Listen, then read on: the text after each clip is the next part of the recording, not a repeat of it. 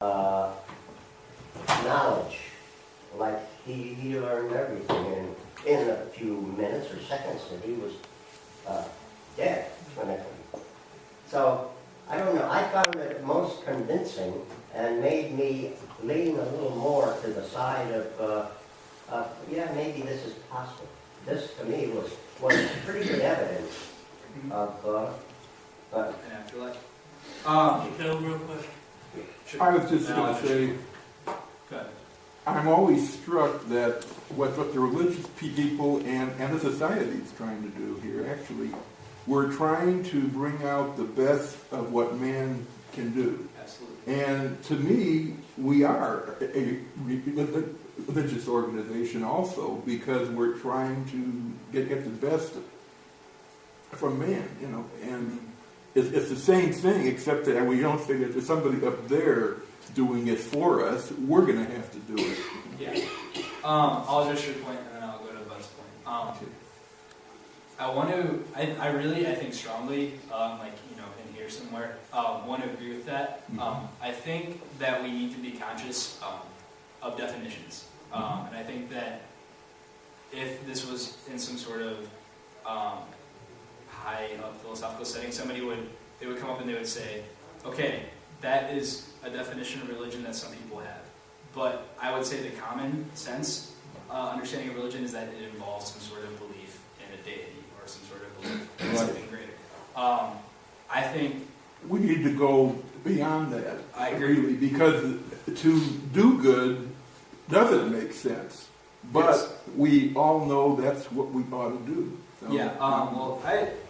Doing good, depending on how you look at biology and neuroscience, things like that, does make some sort of electrosense and things like that. I kind of want to go back to Stephen's point on that in the very beginning, and I think the word religion has quite a history.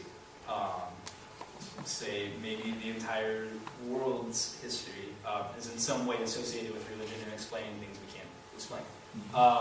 And I don't know if necessarily atheists, and I don't know if the non-religious agnostics necessarily want to take on that they're just another religion.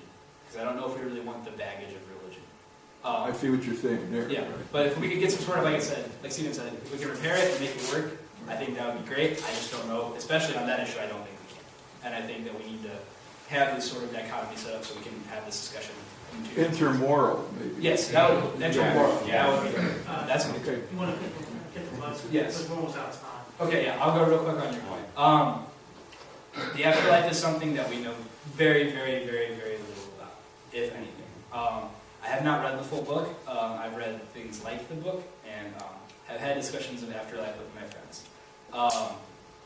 I think we need to get away from the idea that the afterlife is anything like it's described in most religious texts.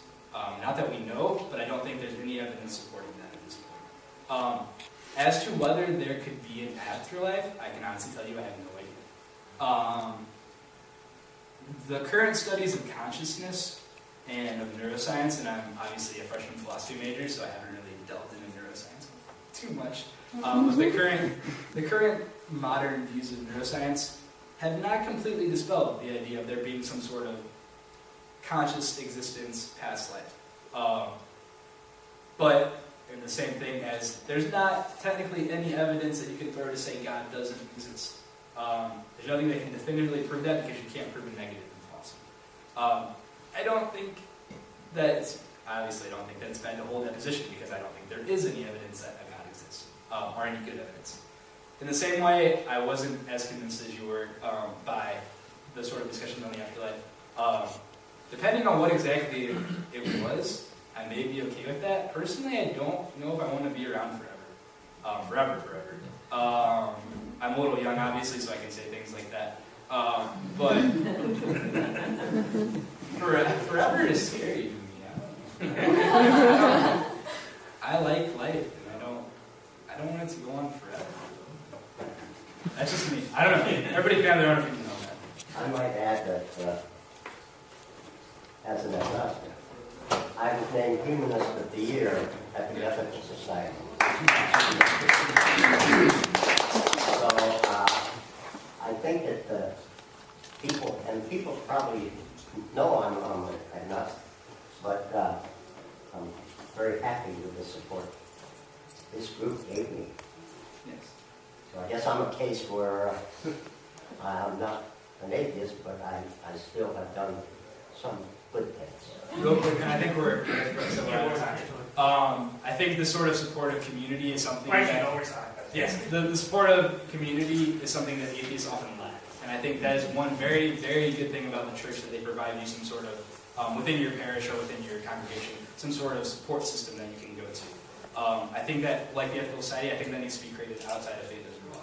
Because everybody needs a support system to get through what goes on in their life. So, Ben, would you like to come back sometime? I would love to.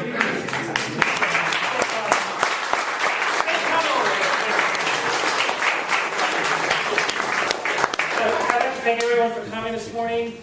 Next week we've got Steve, and I can't think of his last name, but he's Professor at UMSL, and he's going to be talking about German free thought. Norm Eisenberg will be presenting this because I'm leaving out. I'm going on vacation tomorrow.